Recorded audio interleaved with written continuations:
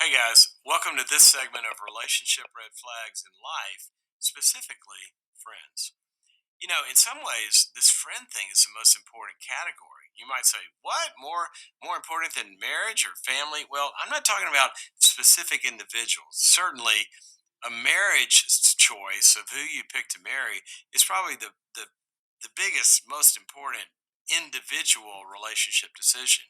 But in terms of a category, here's the thing about friendship: no matter who you marry, it's your friends, your community, that are going to be the place where that marriage lives, the context. And so that community of friends is going to be where the health comes from that you take into your marriage. They're going to be the ones that support you if your marriage ever goes through a hard time, or your business, or your health, any of these areas in life. Here's what all the research shows us: that how we do in life, in health, in business, in thriving, in success, in our spiritual growth, in reaching our goals, in overcoming adversity, it all depends on this circle that we find ourselves in.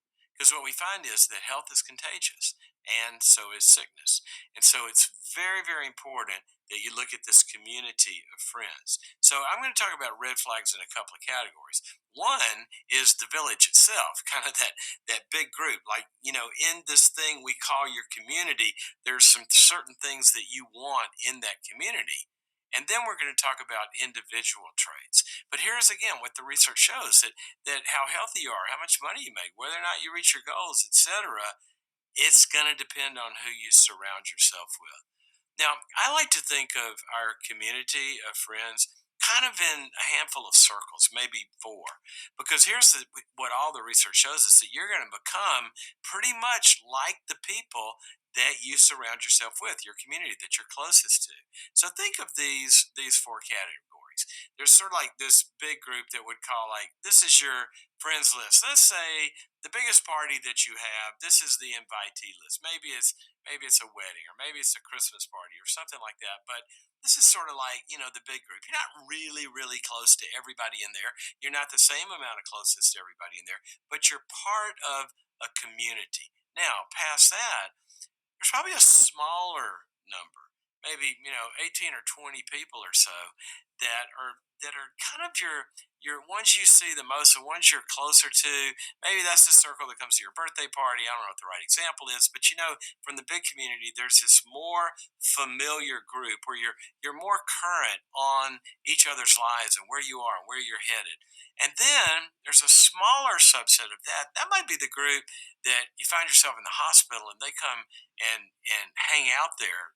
If you were in an accident or you're going through a hard time, that's sort of that inner support circle that you're closest to. And what we usually find is within that, there's kind of like a gang of three, two or three that they all are really, really current on each other. And then sometimes there's that one that's sort of the closest, the best friend, or is the most familiar. So that's not going to be hard and fast, but that's kind of a map, because what some people do is they're equally close to the whole world, and from there nobody else. And others are close to maybe one person, and they're not part of a fabric. And what we find about health is that red flags are when we don't have different kinds of levels of relatedness to different communities of people. And there's a red flag of that there ought to be some longevity in that. If you ever meet somebody and everybody they know they've only known for 6 months, something's wrong. That's a red flag. So we want long-standing relationships. Doesn't mean we don't make new friends, but we want a fabric. Okay. So now, what do those people look like? Let's get down to the individual qualities. Well, you know what? There's different stuff that matters in the different circles. You look at that outside community. Well, who really cares in a way? As long as they're safe and fun and have good values and all that, you don't have to have a life absent of kooks. I love my most dysfunctional friends. I want them to come to my parties. Now, they're not the ones I call on the dark night of the soul, right? But we're not looking for perfection. But you do want to make sure the broader community that you're really a part of, that they're good people. They have good values, and there's no real toxic, abusive sickness in there anywhere, because that community actually are the providers of the things we need. They emotionally fuel us. They inspire us. They challenge us. We get challenged by that community, by what we see and what they say to us. But they got to give us freedom to be ourselves in that community and play our own individual role. And they've got to integrate into the rest of our world and treat each other with equality. And it's got to be okay to be real in that world and not perfect. And we want them to challenge us. We want them to push us and be models and not just stay stagnant, and also accept us like we are. You know what that community does? It makes our world bigger. If you don't get around and see what other people and learn what other people are doing in their goals and their interests and all that, then we kind of become a closed system. So that broader community, that's kind of some of the traits that you want to look at, because it's going to drive your learning as well. And there's a lot of coaching that goes on in that broader community. I've got a friend in kind of that subset. He just called me this week and wanted to have lunch because he's going through some things and he wants to know, how do you pick a psychologist? How do you pick a therapist? And I'm going to sit down and coach him on that. Now, I'm not going to be the therapist, but we have a community of resources, and we lean on each other. Okay. So that's kind of that outer group. Now, the smaller the group gets, that's where you begin to get into issues of love and life and relationship more deeply. And as we look at that, we become more like that group, and they're there to really also enhance our ability to have other relationships. So the closer the circle gets, then we're looking at things like closer matching of values. We want to be headed in the right same direction. You don't want to be headed one path that somebody's values are totally in a different one in that closer circle. The closer it gets, the deeper the needs that you can bring to them. It's a red flag if you can't call somebody in a closer circle and say, you know what, I need you. I'm in a hard place. And if there's not that freedom or you don't feel comfortable with that, that's kind of a red flag of the closer circles. In these circles, we get deeper levels of trust. Can you depend on them to be there? Can you depend on them to be consistent in the way they respond to you? Can you depend on them? Here's a big one for that closer circle. These are the people that see you. They got to be able to give you feedback and receive feedback honestly. If we're going to be in a close circle with people, feedback has got to be both directions. I got to be able to give it, and you got to be able to give it to me, and I got to be able to receive it, and you got to be able to receive it, because we can't get close without that. And it also protects our lives. Also, we want people to be non-reactive. We don't want a bunch of fights in this closer circle. We want to be able to talk. Red flags are when you tell somebody something, they get all reactive about it. It's hard to be close. And we want dependable character. We want to know that they're the same over time, that they're going to be honest and compassionate, the things that matter. We want to know that they're for us. They're not competing with us. Red flag, you got an inner circle that's trying to one up you or be cooler than you or any of that. You want to make sure that people are for your best and that you're for them. And they have a track record of being there for you. They're not sporadic. It's okay for people to be inconsistent, but you can't have them be in the closest circle that you depend on. Because these are the people that you have to be able to take into confidence. You know why? Because they can hurt you. See, the closer somebody is, the more vulnerable we're going to be, and we want them to be able to handle that vulnerability and to not hurt us with it. So we're looking for more emotional intelligence here, the ability to listen, the ability to to judge things and to be empathic and compassionate. And in this circle, this closer circle, the values become more and more important, because if somebody's not valuing health and they're not valuing like your meanings in life and your spiritual growth and you're going somewhere and improving and relationship and family or whatever is most important to you, then that gets contagious. And also, we can't get the things from them that we need to keep us on track. So what are the red flags? Well, it's when any of this stuff is violated. Basically, it's when all of those things are violated or any of them is violated. Because in that outer circle, the red flags are not that big a deal as long as they're not dangerous or criminal or incriminating in some way. You don't want to be, guilt by association.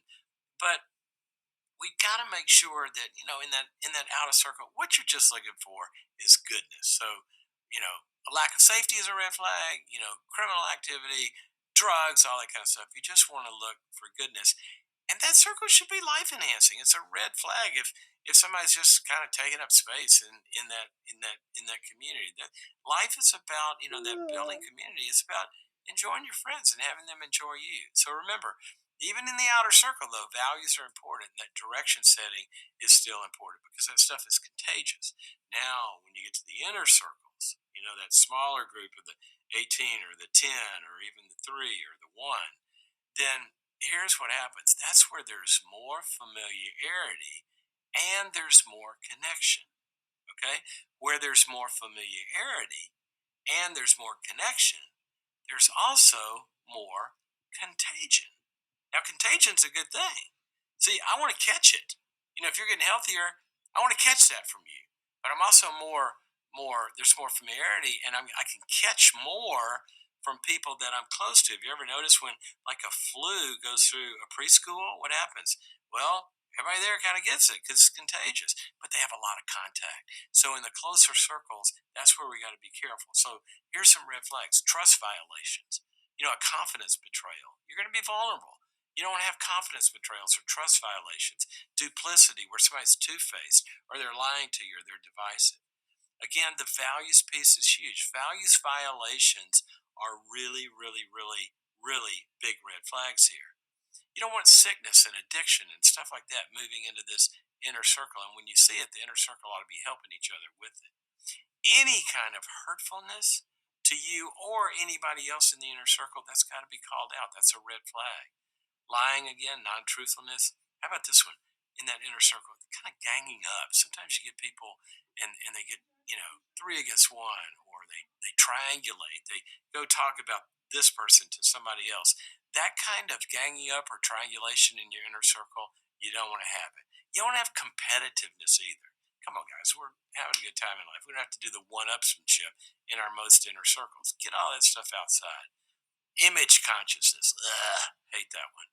And then there's this lack of health in any way. In our inner circles, we want to be pushing each other to be healthier people in all areas, emotionally, spiritually, relationally, financially, physically, all of that stuff. Inner circle, forgiveness, huge. We're going to hurt each other the closer we get. We got to be able to forgive and let it go. And then there's that big red flag is if somebody in your inner circle is not direct and honest with you and they can't confront you, that's dangerous. You know why?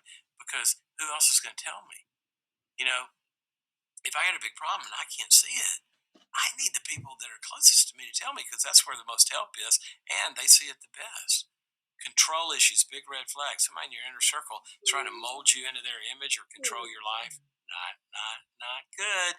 That's a red flag. And how about this one?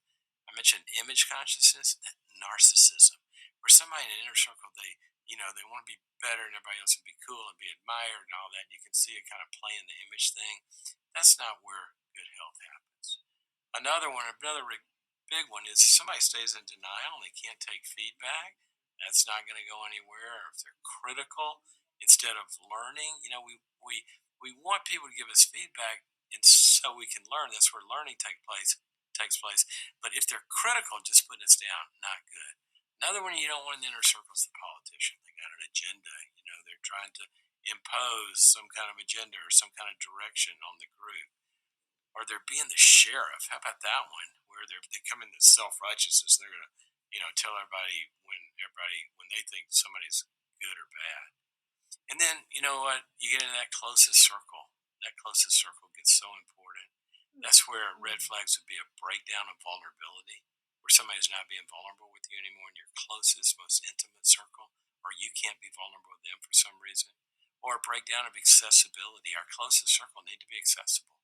They need to be accessible personally in that they're open and we can be open with them, but also accessible in that we can find them because these are the ones we might 911, right? And then any kind of breakdown of ultimate trust, betrayal or lying or having secrets that are harmful in some way. And you know what? Your closest ones, they got to be for you. Life is about being connected with people that we can be for each other. It's a red flag if my closest people do not have my back. If they hear somebody is going to hurt me or talking about me, I want them to speak up and I want them to protect me out there. And vice versa. I want them to know that I'm going to be there for them. So it kind of comes down to some questions about these red flags. Can I trust you? Can I be myself with you? Can I depend on you? Can I believe you? Do you make me better by challenging me, correcting me? And do you guard me from getting worse if I've got some sickness? You call me out on it. Basically, are you going to call me to the highest standards of being a person? See, the red flags are this: our closest relationships, what I call the power of the other. That's what fuel us, and it's where we're shaped, it's where we grow. And it comes down to this: the red flags are any way in which it this relationship is making me worse or less than I'm supposed to be, or allowing me not to be as healthy and as good as I need to be. Number one. Number two, in any way, it's kind of souring me on relationship itself. If relationships are doing their work, they ought to make us more relational and trust people more.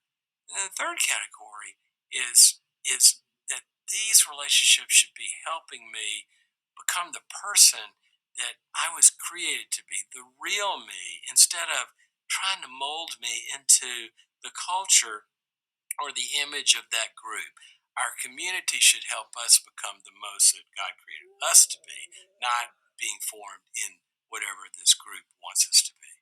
If you kind of watch for these things, and when they stand out as being violated, let those be red flags, you will have done yourself a great, great service, because remember, we become who we surround ourselves around in the deepest sense. It's like food.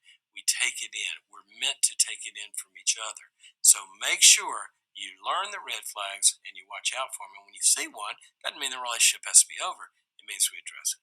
Okay? Hope that's helpful to you. See you next time.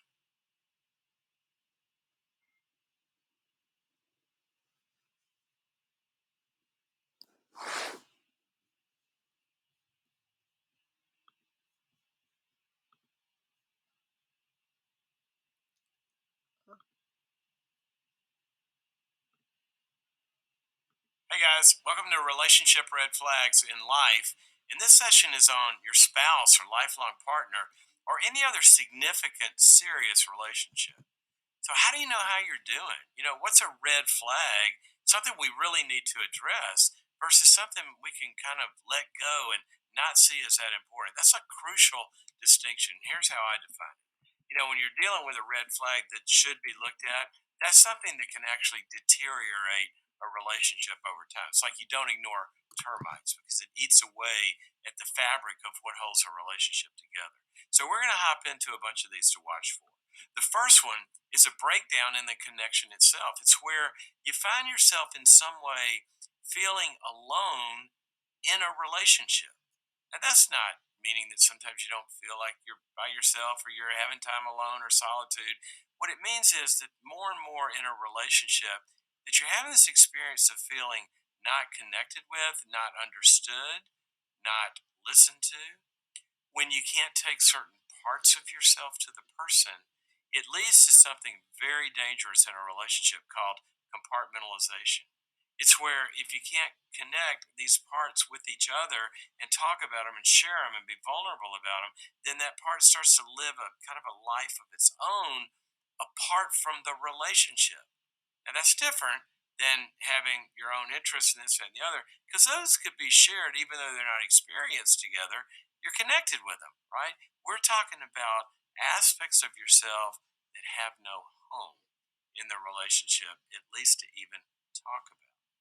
Now, sometimes this can be functional compartmentalization. Are you not sharing enough things together, like mutual interests or time? You can get disconnected when you're really living separate lives and there's nothing that's shared. Now, you want separateness, as we'll talk about, but a real relationship has this circle of things, that this is the we things, the things that we share together, interests and time and activities. There's got to be some of those. If those are drifting apart totally, that's a red flag. And then there's that emotional connection, that rhythm of sharing where you feel like you're able to get inside of each other's souls. You know what it leads to? It leads to a loss of energy and a loss of fueling. Because one of the things a relationship has got to do is fuel each other. It's where you bring energy to it and you get energy from each other. And if that relationship is losing its energy, that's a red flag. It's important to address it. Because here's one of the most important aspects of a relationship where there's a perceived need for the other person. In other words, if you feel like, I need to talk to, I need to connect with, I need to touch base with, and you start to feel that distance, need drives us towards each other. And good sense of needing each other is really, really important. That starts to like disappear, that's a red flag. Now all of this comes from vulnerability. There's got to be safety, and we've got to open up. We got to, make ourselves vulnerable to talking about some stuff that's vulnerable to talk about. Okay, so that's the first big category. The next one's a loss of freedom. A relationship is supposed to be togetherness, but the old country and western song, how can I miss you if you never go away? Well, it's like there's too much togetherness and we lose freedom. You start to feel captive. You're not alone enough. You can't make your own decisions about certain things. You can't use your own talents and have, your own friends and time apart and interests, thoughts and opinions, differences. One of the most important aspects of a relationship is something called freedom, because freedom and love always go together. And we got to be free. And that's in a lot of different areas, to have your own thoughts and opinions that are different. Differences from one another. That's one of the things that makes for the spice. If you're exactly alike in everything, one of you is unnecessary. You got a carbon copy. And one of the things that really fuels relationships is this freedom and trust in freedom and getting to watch each other in your own spaces in life and go for it and pull for each other, and then you come back together. Really, really important. Now another aspect of freedom is that your limits are respected. We come together, we say yes to one another, but the word no is one of the most important words that protects us in the word yes. So, in other words, if you're opening up to somebody, but they're doing something that you don't want to do or that hurts you or is injurious in some way, you've got to have the freedom to set a limit and say, I don't want that happening. I don't want to be treated that way, or I don't want that collateral damage in my heart or brain or whatever. Limits are very, very important. We call them boundaries. And so a relationship's got to be free to respect each other's boundaries. Okay? And then another big category, the loss of freedom to be real. you know, there's no perfect person. And if you feel the pressure in a relationship that you got to be perfect, or you're pressuring your partner to be perfect, then there's no freedom to be real. We only like draw energy from a relationship where we can be real. So we got to be able to admit failure. If you can't admit failure in the relationship, it's not safe to do that. It's not good. Got to be able to admit struggle, admit mistakes. And then there's got to be forgiveness. If there's a lack of forgiveness in a relationship, that's a big red flag. We got to be able to let things go. We got to, be able to say, I'm sorry, and then let it go. Let it be in the past. Don't drag it forward. Big, big, big problem in relationships because it leads to hiding and avoiding. You don't want to be hiding faults or mistakes or any of that. You want to be able to bring it to the relationship. And then another part of this being a real thing, criticism. Criticism for imperfections. You've all probably heard of the Gottman research, and it's that criticism is one of the indicators that predicts divorce or judgment and contempt, that attitude of making somebody bad for their imperfections or for their mistakes. Really, really important. Another category is related to that of red flags is when you do have problems and imperfections, the loss of the ability to resolve things. Great relationships are able to not be free from problems and mistakes or conflict. That's part of being human. But they have the ability to resolve those when they emerge. So that means you got the safety to listen to each other. If you don't feel listened to, you can't get things resolved. So look at how the listening is functioning there and breaking down or not. And also in problems, you got to be able to hold each other accountable. You never resolve things if we don't have the freedom to say, here's what I expect and here's what you expect from me, make those clear and make them agreed upon, and then have some way of addressing them as they go along. You want to keep short accounts. If long times go by without holding each other accountable and resentments building and all that, well, things aren't getting resolved. Got to take the trash out. And so this whole thing about being critical versus being problem oriented. If we got a problem, let's you and I stand here and put the problem out there and solve the problem instead of just, shooting bullets at each other. Well, you did this and you did this and all that blame stuff. You got to be able to be solution oriented. In other words, say, okay, so how do we fix this instead of you're doing this and you're doing that and staying stuck there. Contempt and defensiveness and unplugging from the problem solving, rolling your eyes and walking out, all that kind of stuff. It's just going to keep things from getting resolved. Another big one to watch for here in this area is when you find yourself in a pattern or a loop. I've worked with couples before where they start a conversation and I go, you know what, guys, I'm going out for lunch because I know where this is going. You guys will still be in this loop, and I'll come back. You could do that. It's like you've heard this same conversation 1,000 times. Stop it. Do not let your relationship go in loops. Get out of the loop and ask, what are we doing here? If you see a pattern of unresolved things, remember this: patterns become DNA. DNA becomes identity. So then you have a relationship that feels perpetually unresolved. Do not let the red flag of things continually unresolved linger, become a pattern. Next big category: breaches of trust. Now, a lot of ways that we have breakdowns of trust. Sometimes we don't trust somebody because we don't feel like they listen to us and understood. Sometimes we don't feel like they're for me.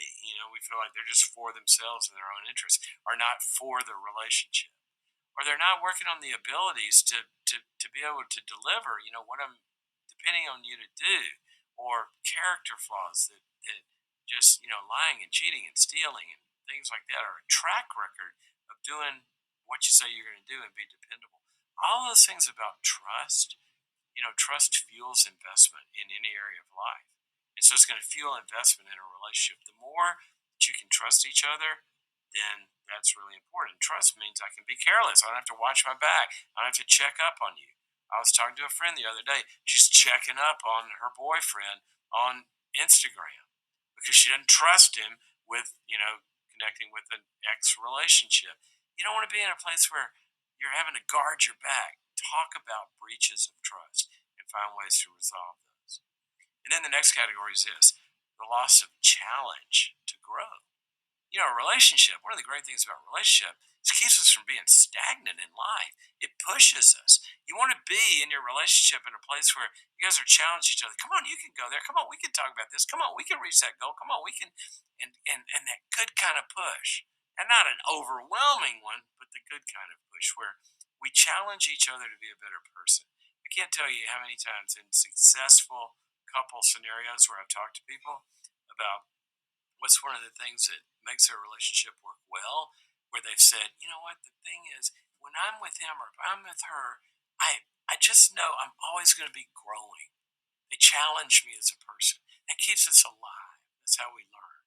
Another area is when you feel a loss of mission and purpose together. There's a verse in the Bible that says, without a vision, people perish. But without a vision, so do relationships. See, relationships ought to be asking, what's our vision for the future? Where are we going together? We got this shared purpose, and there are things that matter to us together, that it's moving from here to there, and we're going down that path together. And we have common goals. That doesn't mean you don't have individual goals, but this is what we want to do. We want to pay off the house, or we want to save up our money and do this, or we want to visit this many countries, or we want to work with this charity, or whatever it is, the we thing, that goal and purpose, very, very important for a relationship. And because then you're hitting milestones, and that gives you this incredible sense of accomplishment together. And then there's a category of romance. When that starts to kind of disappear or go dull, treat that as a red flag. That doesn't mean that over years and years everything's a mountaintop experience, but it means in this kind of relationship, it is different than your platonic relationships. It's an important aspect of this kind of relationship that makes it different than every other relationship. And so you got to look at it's a red flag if all the romance has gone away, if the butterflies have gone away, or the looking forward has gone away. And you got to start to ask yourself, maybe we're not paying attention to each other's love languages and we need to talk about that. Have the safety to talk about your needs, have the safety to talk about what you miss or what you would like from each other, not only sexually, but just in the bigger picture of romance itself. And then sometimes you got to start to plan to do better. That sort of fits in with a whole nother area. And that's not just that it affects romance, it affects all of life. A red flag is when a relationship loses its sense of structure. We need structure. Structure builds things. And so if you're just always kind of going with the flow, you're not going anywhere.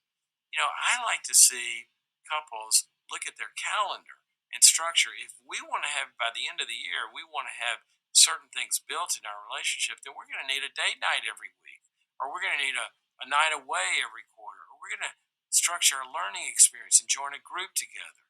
But see, if all of life is just, sort of like, well, we'll just go where it takes us, and there's no time and place that we have dedicated for certain things to happen, then that's a red flag. There's no plan, there's no structure to it where time and place and resources are going to build certain things. Okay? Very, very important. And then, watch for this one, there's got to be freedom from other systems. Now, you are a system. This relationship is a system that has a boundary around itself. That means that if you're getting sucked in to other systems, families of origin, for example, you know, the old phrase leaving and cleaving.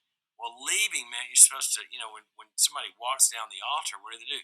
The parents give them away and say, now, you're on your own, right? You're no longer our responsibility. You're setting up your own family. And if you're getting sucked in to your own family or families of origin or a church or the company or whatever it is that we're connected to, doesn't mean we don't want those other systems in our lives. We need that, okay? But if you're not your own and you're getting vacuumed up into those, that is a big red flag because you've kind of lost your relationship.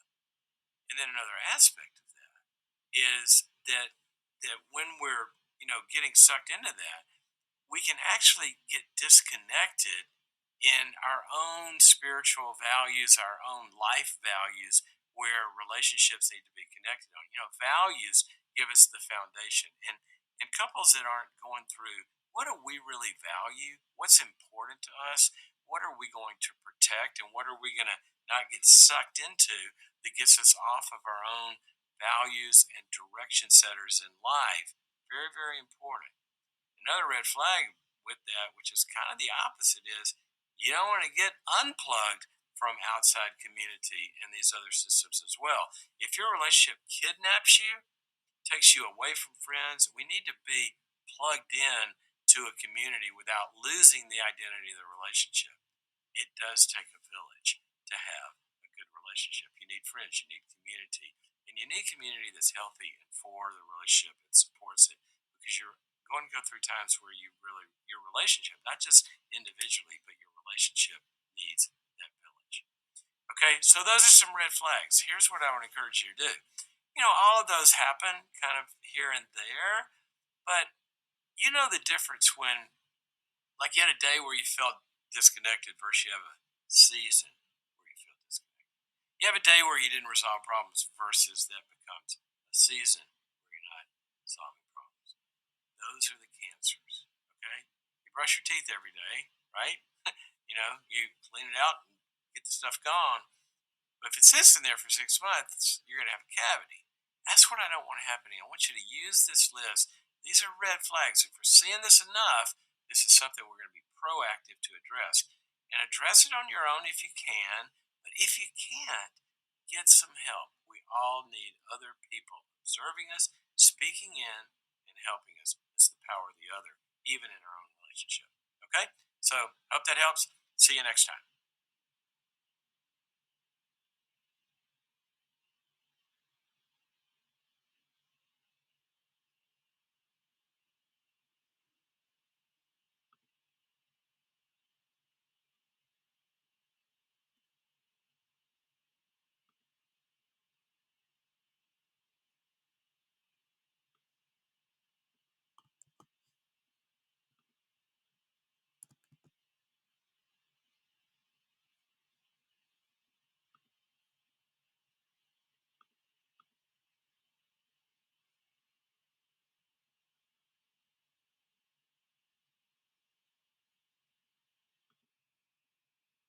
Hey guys, welcome to Relationship Red Flags. This segment is in your office and specifically with your boss.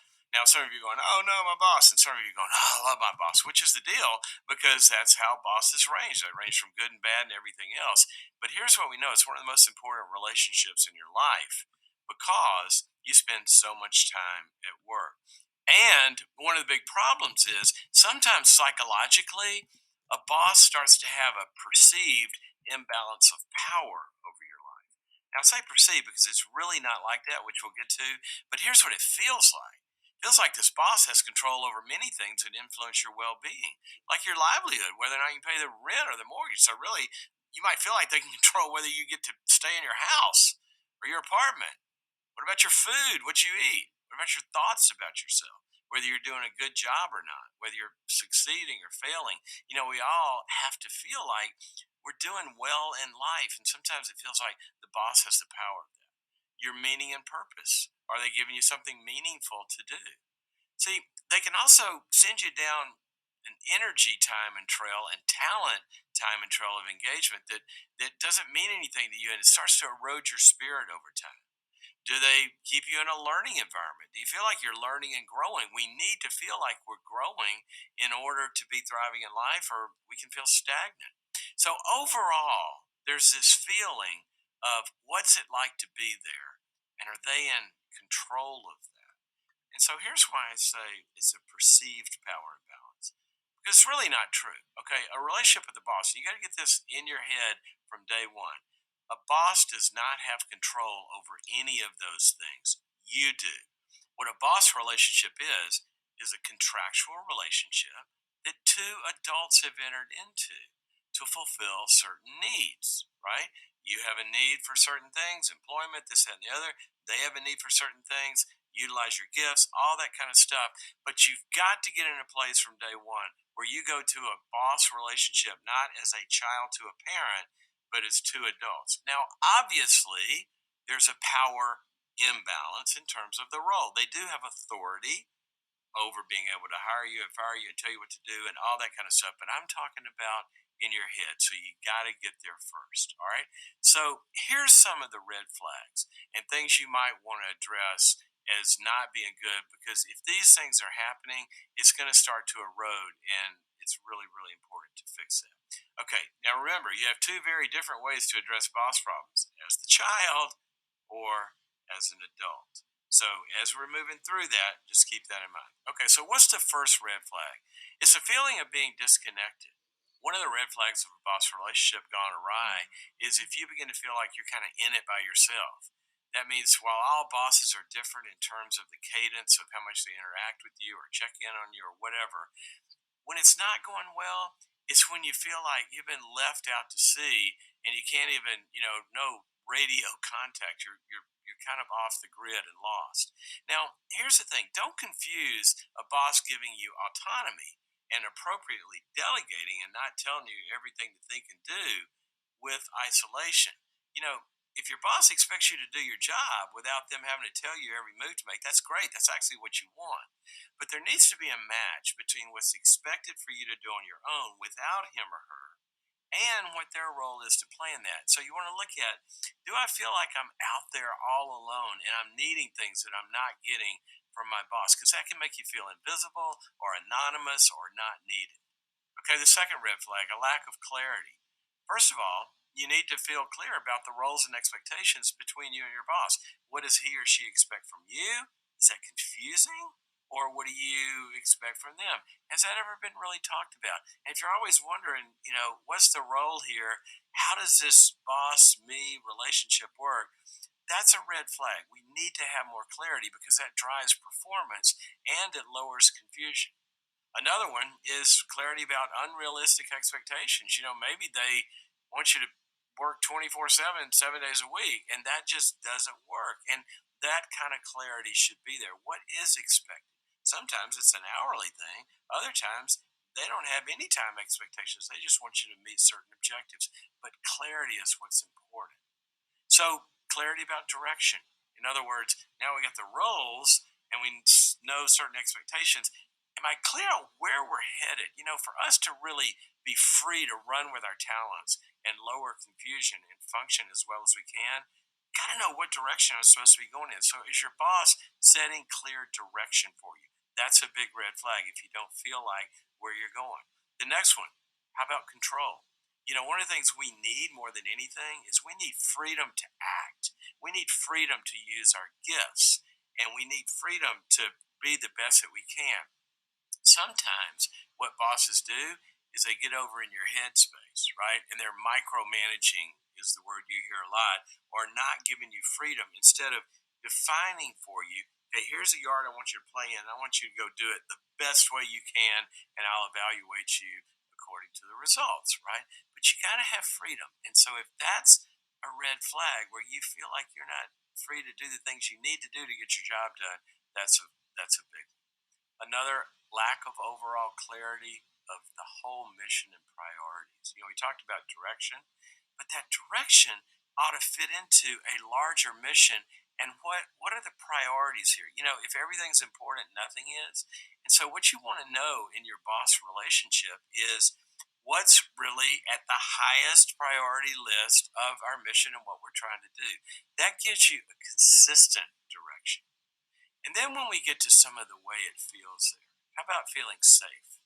How about a place where you can be transparent, where there's openness and you can not be on your guard and trust that you can talk about things, where everybody's not in remember the old CYA environment, cover your butt environment, where I can't bring a problem, I got to cover, everything's about blaming and shit. You don't want that. You want a place where it's free and transparent. Obviously, physical or hostile environment or sexual abuse, that's obviously, but we got to list it, right? But you don't want to be in a place where you're in danger. Now, the next area is in the whole area where accountability comes in, because that's really one of the main things a boss does for us.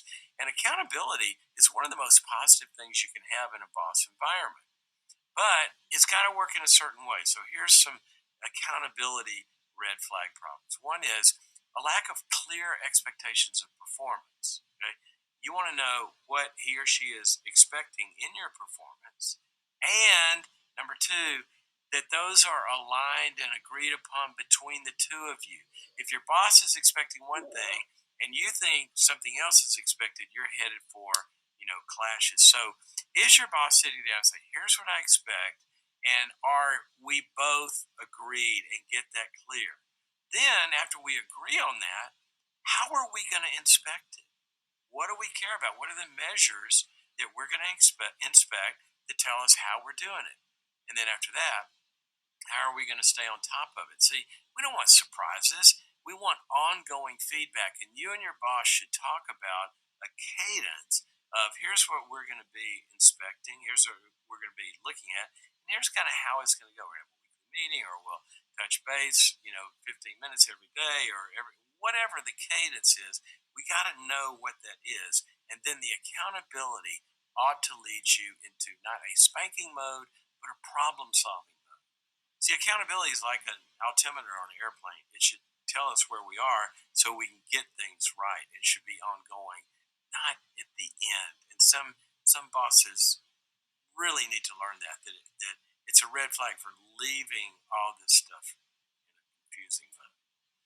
And then, how about specificity? In accountability, you want to know specifically, you know, do a better job. You want to know specifically, what do I need to do to meet these expectations, and how we know when that happens. So specificity is a big one. Then, is it a learning environment? One of the things you need, and a red flag with a boss is if you feel like you're in a relationship where you're not learning, we need to be challenged. We're not going stale and just sitting there and falling asleep because they're not learning or being challenged. But there's got to be a freedom to learn as well. And so what happens is we're not free to learn if we're spanked every time we make a wrong move. You got to have the freedom to have what's called a growth mindset, where we get feedback about how we're doing, not to be in trouble or not to feel bad, but so I can learn. I want you to look at, am I in a learning environment or not? And then there's the challenge thing. And challenge works this way. We need to be challenged to do more and to do better all the time, every day. I mean, that's how we know we're alive. That's how your muscles grow. It's how your brain grows. But challenge has got to be more, and it's got to be better in a certain balance. So it can't be too much that overwhelms you where you can't reach it, but it can't be so little where it doesn't create some anxiety as well. We only learn when we're a little anxious. I don't know if I can do this. It scares us a little bit. That's a good, positive environment where we're out over our skis a little bit, but not too much where you're overwhelmed. And then what's the emotional climate of that challenge? Is it positive and energizing? Come on, you can do it. I was doing this workout video the other day, and one of the things I loved about the trainer, she was so challenging. She's going, "You got more. Come on, I know you do. Don't stop. Don't stop. You want to stop? Don't stop. You can do this." But it was so positive and energizing. I felt like, "Hey, I can do this," because she's on my team. There's a way to challenge people that really moves them up instead of keeps them down. So you'll be challenged in a motivating way. That's why bullying is never okay. What we need instead of bullying is mutual trust that leads to something really important with a boss. Ready for this phrase? It's a perceived need for each other. Great boss relationships have a perceived need for each other. Well, where there's a lot of trust and you feel understood, like they're for you and you're for each other, and your abilities are mutually respected, and where the character stuff is there, where you feel like you're with a good person, and there's a track record. What goes into that is when you have all that stuff, then the next big thing happens. We're entering into the work and we got to solve problems. How are problems solved? That's a can be a red flag when there's unfixed conflict versus productive problem solving. Another big red flag, value conflicts. This is a must. You can't be in a job that asks you or with a boss who asks you to compromise your values. That erodes at the very nature, spiritually and for meaning and character and honesty and integrity and all of that just really doesn't work long term. So, what do we do about all this stuff? Well, first we got to stop and think about it, right? You got to get out of it, get out of the moment, take a breath, and be able to say, "I'm feeling this. What's it about?" And ask, "Is it me or my boss?" See, sometimes we could have gotten in this kind of like a child role, and I'm in a state of where my balance sheet is off. I'm so needy of them. I've given them so much power. I'm inordinately dependent on it. And it turns me into a child. If you're inordinately dependent on this job, it's time to fix your balance sheet. Now, that's hard. But I was talking to a Uber driver the other day. I said, "What? Do you do this full time?" He said, "No, I got a bad job, and I'm saving up my money so I'll be able to leave my job and go find a better boss." See, you can't get dependent. I know that's hard, but it's something that's got to be addressed. If you're dependent long term on toxicity, it's not good for you. And then remember why you're there. There's a bigger purpose. Sometimes we put up with bad bosses because we're there for a bigger reason. And if you get that power back where you know you're there for a different reason, and this is just who you got to deal with this part of it, it's sort of like the pain that comes from, reaching other goals or lifting weights or something. I had a friend who I was working on a project in their company, and I saw his boss. He goes, "Welcome to my world," but he's happy there. He just kind of says, "That's who he is," because he's there for a bigger purpose. And see, it may be other what we call transferences inside of you. Sometimes what happens is that somebody hits your particular triggers. I had a supervisor one time in graduate school who was just awful. Didn't bother me because I didn't have a trigger of somebody, being that mean. The guy was brilliant. I wanted to be around him as much as possible because I was just stealing information. Other people were going, "I wouldn't sign up for that," because they had a particular trigger in them that it was too hurtful to be around, and they needed to address that. Now, I had triggers with other people, but not that one. So you got to find your triggers because it may be a growth moment for you. I've seen some people make some of their biggest growth moments in life by working on what goes on inside of them so that other boss or that other person, the boss, doesn't have that kind of power. So ask yourself this question: if it only depended on you, what can you do from your side in order to get that power back? So let's look at some really specific steps. Number one, connect to your tribe. We need people to deal with difficult situations.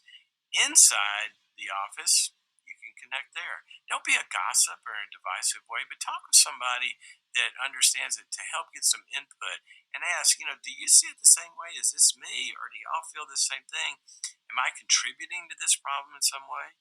How do you handle it with him or her? Maybe I can learn something. Sometimes we talk to HR. Then on the outside of the office, sometimes you need to go talk to a mentor or a coach or a friend. And remember, get outside of life because your life is bigger than this person. It's just one part of the pie, and you got to right size it. When they start to get too much power, that's not a good thing. And then directly, the best answer is directly to the boss. Connect to your boss. And first and most important, before you even try to talk to a boss, be invaluable. Learn how to best meet their needs and overperform because that's what we want to do anyway. But the more you're performing, then what happens is that helps with that power dynamic because they really need you. So you want to go in doing the best job possible, and then you want to communicate that as a question. What do you need from me? How can I help you meet your expectations? And what? How do I help you win? And then surpass those expectations. Ask for feedback. What can I do to better serve you? Now, that's first because that's kind of getting the log out of our own eye first, right? We want to do the best we can and then go in from a position of strength, not a position of underperforming. But then it's time to talk about the problem. So, how about this? You know what, Joey? I want to serve you the best I can and really, really help you in. I think something that would help me to serve you better is, and then go back to that list of issues above. So, if I could get a little more clarity on my role, if I get a little more clarity on the direction, I'm a little confused on the priorities. So just go down that list and go and talk to your boss about how can I get a little more clarity on these things or address these because I think it would really help the performance around here. Okay, but you got to figure out their ability to have this conversation. Sometimes you're with a psycho, sometimes you're not. Sometimes you can have that conversation. Try to be building the relationship so you can, but sometimes, they're not able. So another kind of helpful way of this is to use the team around you. If somebody is a bully or whatever, sometimes if it's safe, you go in with two or three of you and you say, you know what, we were thinking about something that we could use some help with. It's something that we all thought would help performance is if we had a little more clarity on this, or if we had a little more ongoing measurement or accountability, or just go back to that list. But two or three of you go in there together. It's harder for a boss to be difficult with a group that's saying the same thing in a good way. And then most companies have methods to address this. What is it? Know that up front. Are you supposed to talk to another manager? You call somebody in, a boss, and you should know, if we can't get resolution, what do we do? Do we call in another manager? Do we call in a team? Sometimes it's HR. Who do we talk to if we can't, if we're not getting what we need to get resolved? It's really, really important to do that because the main thing here is you want to be in a spirit of problem solving. Now, when you're with a boss and you got all those things, it's one of the greatest experiences of life. If you're with a boss and you got some of those things, it can be one of the greatest experiences of life. What's not a great experience is when your soul is eroding. Here's what we know: people mostly don't leave jobs, they leave bosses. So I hope that doesn't happen. Sometimes you have to. But I think if you'll look at these components, these red flags, and work with some of these strategies to address them, I think you'll probably